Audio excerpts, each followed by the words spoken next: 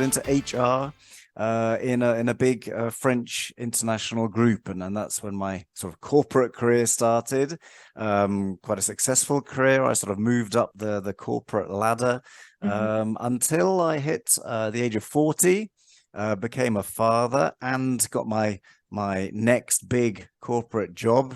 It turned out to be my last one, because a few years after that, I decided that I had enough of the treadmill. And after much reflection, thinking, I decided that what had been good for me for the last 15 years wasn't going to be what I wanted to do for the second half of my life.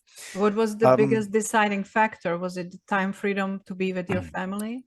It was the pressure of trying to perform at work, perform at home as a husband and a father of a baby, that was grinding me down into this sort of very unhappy person. And I was piling on the weight. I'd always been overweight. I have seen some very unflattering pictures that you were vulnerable enough to share for people to see. Where can you take them from?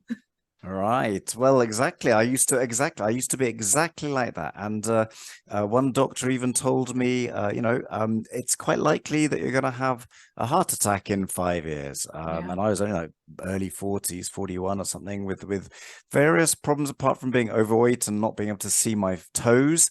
I was also had rashes under my armpits and bad sleep and all sorts of issues that came and went. And the only advice doctors gave me was eat less, move more, and get a less stressful job. Can I ask you, what was your diet like then?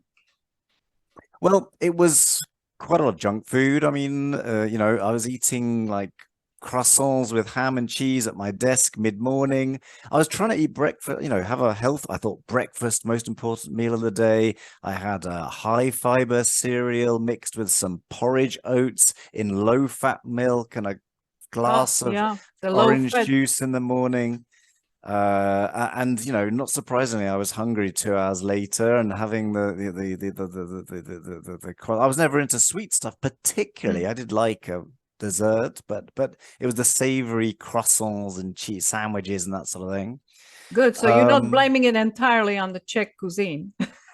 Oh no, this very standard Western, a standard Western pattern diet, or as we like to put all the blame on the US, the standard American diet. But we've happily adopted it in all industrial countries, and become addicted to it. And that was a slice of pizza on the way home because I needed a snack at 5 in the afternoon, and then a late dinner after putting my son to bed, for instance.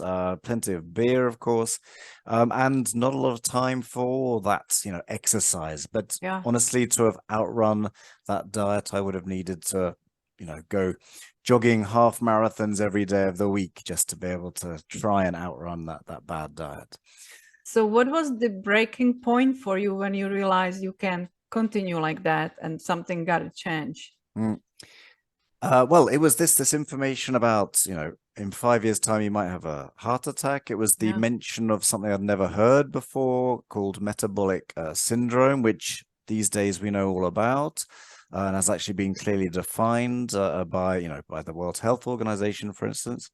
And it was simply this black tunnel of basically working my butt off to try and keep people happy in a big corporation where you literally don't make a dent in the universe. Everything moves so slowly and your impact is so small that it's a wheel that it just keeps going. You could do it until you drop down dead. And honestly, even in our HR department, about 100 people in the department, a number of them had various types of cancer, some brain tumors, some had, mental, nervous breakdowns and that sort of thing. And I never put 2 and 2 together that it was directly related to the stress of trying to perform in that kind of environment. Plus probably unhealthy lifestyle as it was and that yours, just doubles down on it. The combination of bad sleeping habits, poor diet with lack of movement and